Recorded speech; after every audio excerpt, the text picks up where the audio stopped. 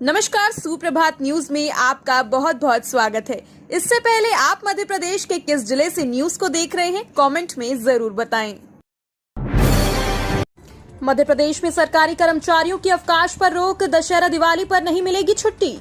निर्वाचन आयोग ने मध्य प्रदेश सहित 5 राज्यों में चुनाव की तारीखों का ऐलान कर दिया है। राज्य में आदर्श आचार संहिता लग गई है। प्रदेश में एक ही चरण में सभी जिलों में 17 नवंबर को मतदान किया जाएगा, जबकि 3 दिसंबर को परिणाम घोषित किए जाएंगे। चुनाव की तारीखों का ऐलान होने के साथ ही भोपाल कलेक्टर और जिला निर्वाचन अधिकारी ने सरकारी कर्मचारियों के अवकाश पर चुनाव तक रोक लगा दी है। सभी कर्मचारियों को मुख्यालय पर रहने का आदेश दिया गया है। साथ ही सार्वजनिक अवकाश के दिन भी कार्यालय खुले रहेंगे। एमपी में संविदा कर्मी, आंगनबाड़ी, आशा उषा कार्यकर्ता को भी मिलेगा आयुष्मान योजना का लाभ। एमपी में संविदा कर्मी, आंगनबाड़ी, आशा उषा कार्यकर्ता को भी आयुष्मान योजना का लाभ मिलेगा। भोपाल प्रदेश के संविदा कर्मी, आंगनबाड़ी, आशा उषा कार्यकर्ता, सहायिका, पंचायत सचिव, ग्राम रोजगार सहायक, कोटवार सहित अन्य कर्मचारियों के संवर्ग को अब आयुष्मान योजना का लाभ मिलेगा। इसके तहत 3 लाख से अधिक कर्मचारी और उनके स्वजन को प्रतिवर्ष 5 लाख रुपए तक की स्वास्थ्य सुरक्षा मिलेगी। ग्वालियर जिले में धारा 144 लागू, चप्पे चप्पे पर पुलिस की नजर, पूरे शहर में फ्लैग मार्च। चुनाव आचार संहिता लागू होते ही ग्वालियर में भी पुलिस और प्रशासन अलर्ट है। चुनाव को देखते हुए मद्देनजर ग्वालियर जिले में धारा 144 लागू है। शहर के चप्पे चप्पे पर पुलिस की चौकसी है। इसके साथ ही पूरे शहर में पुलिस ने फ्लैग मार्च कर संदेश दिया कि उपद्रवी तत्वों पर हमारी नजर है और नागरिक अमन चैन से रहें। विधानसभा चुनाव की तारीख के ऐलान के साथ ही पुलिस प्रशासन सतर्क हो गए हैं। पूरे जिले में धारा 144 लागू कर दी गई है। चुनाव आचार संहिता के बीच मध्य प्रदेश में लाडली बहना सहित हितग्राही मूलक योजना बंद नहीं होगी। मध्य प्रदेश में विधानसभा चुनाव की घोषणा के साथ ही पूरे प्रदेश में आदर्श आचार संहिता भी लागू हो गई है। अब मुख्यमंत्री, मंत्री, सांसद और विधायक किसी को स्वेच्छा अनुदान नहीं दे सकेंगे। इस पर चुनाव प्रक्रिया पूरी होने तक की रोक रहेगी। वहीं कोई नया काम भी अब आरंभ नहीं होगा, भले ही वह स्वीकृत ही क्यों न हो गया हो। पहले से चल रही लाडली बहन सहित हितग्राही मूलक योजनाएं जारी रहेंगी। नए हितग्राही अब नहीं बनाए जाएंगे। मुख्य निर्वाचन पदाधिकारी अनुपम राजन ने बताया कि निर्वाचन आयोग ने जो नए आदेश दिए हैं। वंदे भारत के नए शेड्यूल से महाकाल भक्तों को मिलेगी सुविधा। नागपुर के दर्शनार्थी सीधे आ सकेंगे उज्जैन। इंदौर से उज्जैन आकर भोपाल जाने वाली वंदे भारत ट्रेन भोपाल जाकर नागपुर भी शुरू हो गई है। अभी इंदौर से सुबह 6:30 बजे ट्रेन रवाना होकर उज्जैन स्टॉप देने के बाद सुबह 9 बजे भोपाल पहुंचती है। वंदे भारत ट्रेन के नागपुर तक चलने से इंदौर, उज्जैन और होशंगाबाद और नागपुर के यात्रियों को फायदा होगा। कर्मियों और श्रमिकों को त्योहार से पहले बड़ा तोहफा, डीए में वृद्धि, मंत्रालय का आदेश जारी। डीए में वृद्धि की राह देख रहे कर्मचारियों को बड़ा तोहफा दिया गया है। मोदी सरकार द्वारा कर्मचारियों की तिमाही महंगाई भत्ते में वृद्धि की गई है। इसके लिए आदेश जारी कर दिए गए हैं। मंत्रालय द्वारा जारी आदेश के तहत अक्टूबर से दिसंबर तक कर्मचारियों को इसी महंगाई भत्ते के अनुसार वेतन का भुगतान किया जाएगा। केंद्र सरकार द्वारा जारी अधिसूचना में दी गई शक्ति का प्रयोग करते हुए श्रम और रोजगार में मंत्रालय द्वारा आदेश जारी किए गए हैं। मध्य प्रदेश विधानसभा चुनाव के लिए कांग्रेस के प्रत्याशियों की सूची भी तैयार, नवरात्र में होगी जारी। मध्य प्रदेश विधानसभा चुनाव के लिए कांग्रेस ने भी प्रत्याशियों की सूची जारी करने की तैयारी कर ली है। केंद्रीय चुनाव समिति में 140 नामों पर विचार हो चुका है। नवरात्र में कांग्रेस की पहली सूची जारी होगी। यह 150 नामों की हो सकती है। प्रदेश कांग्रेस अध्यक्ष कमलनाथ बता चुके हैं कि केंद्रीय चुनाव समिति में प्रत्याशियों के नाम पर विचार विमर्श हुआ है। चयन की प्रक्रिया में 5-6 दिन और लगेंगे। इसके बाद सूची जारी कर दी जाएगी। उज्ज्वला योजना से इन महिलाओं को मिलेगा फायदा, बोली मिल गया दिवाली का गिफ्ट। प्रधानमंत्री ने महिलाओं के लिए उज्ज्वला योजना की शुरुआत की थी, जिसके तहत महिलाओं को कई सारे फायदे हुए। इस योजना के तहत बीते सालों सरकार ने गरीबी रेखा के नीचे आने वाले लोगों को कम दाम में एलपीजी सिलेंडर बांटने का लक्ष्य बनाया, जिसका फायदा करोड़ों लोगों को दिया जा चुका है। इस योजना के तहत मध्य प्रदेश की कई महिलाओं को इसका लाभ हुआ है। खास बात यह है कि उनकी सब्सिडी 200 से बढ़ाकर 300 रुपए कर दी गई है। झाबुआ में 8,66,000 मतदाता करेंगे प्रत्याशियों के भाग्य का फैसला। विधानसभा चुनाव बिगुल बज चुका है, जिसके लिए कुल 8,66,765 मतदाता हैं। इनमें 18 से 29 वर्ष तक के मतदाता की संख्या 3 लाख 1664 है। युवा मतदाताओं की संख्या अच्छी होने से यह माना जाता है कि मतदान में युवाओं का विशेष योगदान व भूमिका रहेगी। तीनों विधानसभाओं में सबसे अधिक युवा मतदाता झाबुआ विधानसभा में 1,06,000 से अधिक हैं। तीनों विधानसभाओं में 8,66,000 मतदाताओं में से 3 लाख से अधिक युवा मतदाता होने से प्रत्याशियों का फैसला भी युवा मतदाताओं के हाथ में माना जा सकता है। फिलिस्तीन के प्रति कांग्रेस के रुख पर भड़के वीडी शर्मा।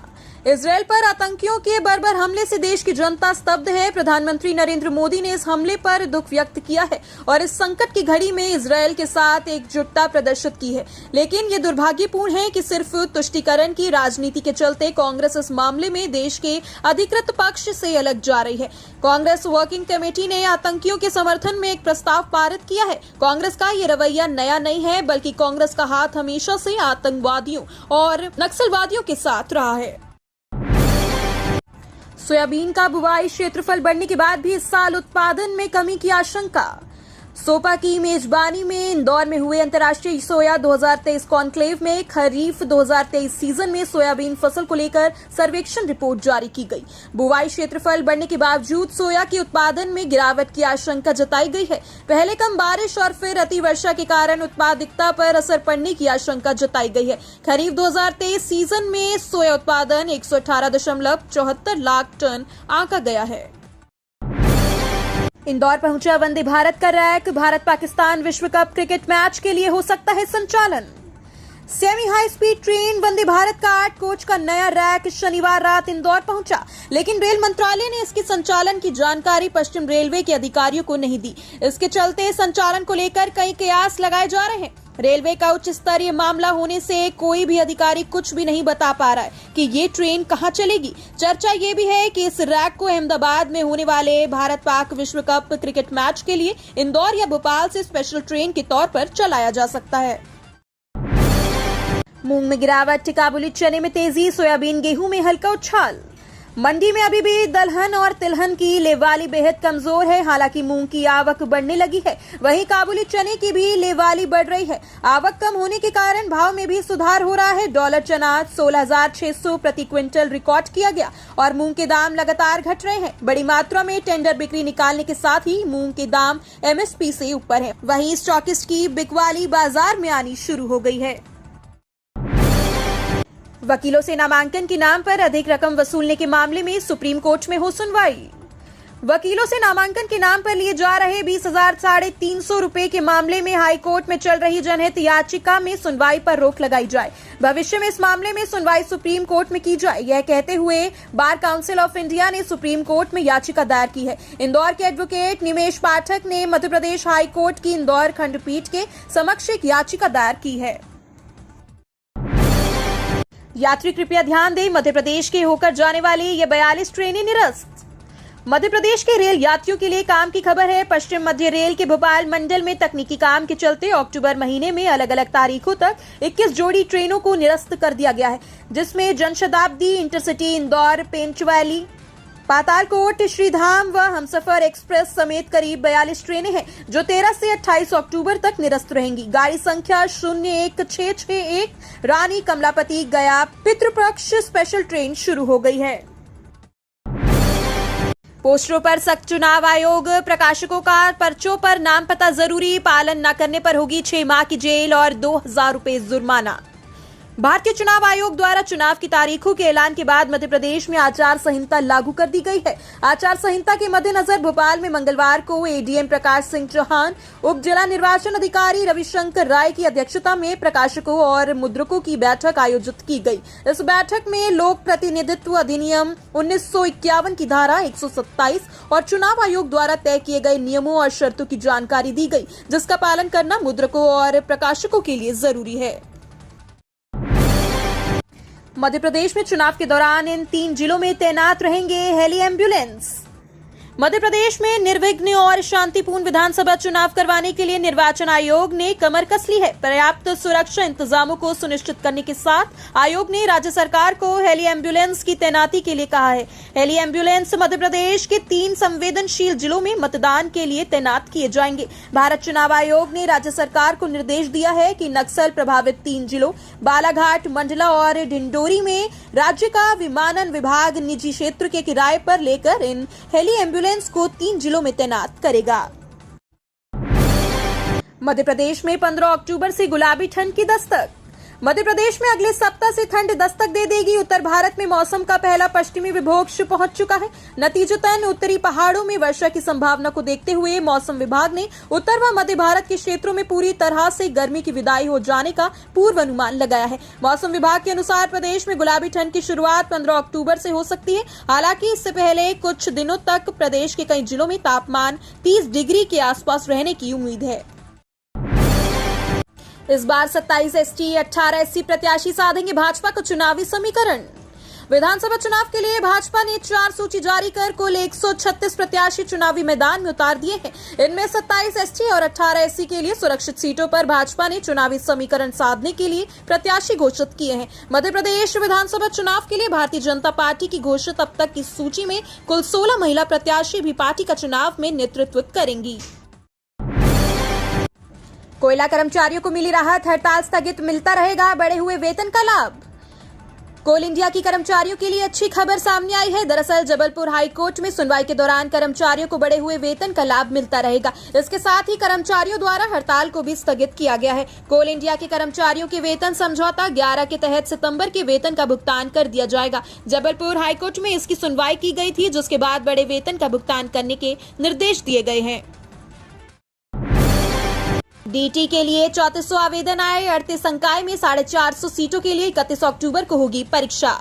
पीएचडी प्रवेश परीक्षा में पंजीयन को लेकर मंगलवार को अंतिम दिन था। देवी अहिल्या विश्वविद्यालय ने कम आवेदन होने से दोबारा रजिस्ट्रेशन को लेकर लिंक खोल दी है, जो मंगलवार देर रात को बंद होगी। इस बार डॉक्टोरल एंट्रेंस टेस्ट में 3400 आवेदन प्राप्त हुए हैं। अधिकारियों के मुताबिक 38 संकाय में 450 सीटें रखी हैं। पहली बार विश्वविद्यालय डीटी ऑनलाइन करवाने जा रहा है, जिसके लिए एमपी ऑनलाइन को परीक्षा करवाने और रिजल्ट जारी करने की जिम्मेदारी दी गई है। परीक्षा 31 अक्टूबर को होगी। भोपाल में 7 केंद्रों पर होगा मतदान दलों का प्रशिक्षण। आचार संहिता के दौरान जन सुनवाई स्थगित। विधानसभा चुनाव को लेकर मतदान दलों का प्रथम चरण में प्रशिक्षण 7 केंद्रों पर आयोजित किया जाएगा। यह प्रशिक्षण 12 से 17 अक्टूबर तक आयोजित किया जाएगा। यह प्रशिक्षण सुबह 9 से 1 बजे तक, दोपहर 1:30 से शाम 5:30 बजे तक 2 सत्रों में दिया जाएगा। प्रशिक्षण BSS College, Gandhi Medical College, Model Higher Secondary School, Apex Bank, शासकीय पॉलिटेक्निक कॉलेज, शहीद भवन, कुक्कुट पालन भवन, वैशाली नगर में होगा। 15 अक्टूबर के बाद फॉर्म भरने पर परीक्षा शुल्क से ज्यादा देनी होगी लेट फीस। 10वीं और 12वीं बोर्ड परीक्षाओं में आवेदन करने की अंतिम तारीख निकल चुकी है। अब विद्यार्थियों को लेट फीस के साथ फॉर्म जमा करने पड़ रहे हैं। 15 अक्टूबर के बाद विद्यार्थियों से 2000 से लेकर 10,000 रुपए वसूले जाएंगे।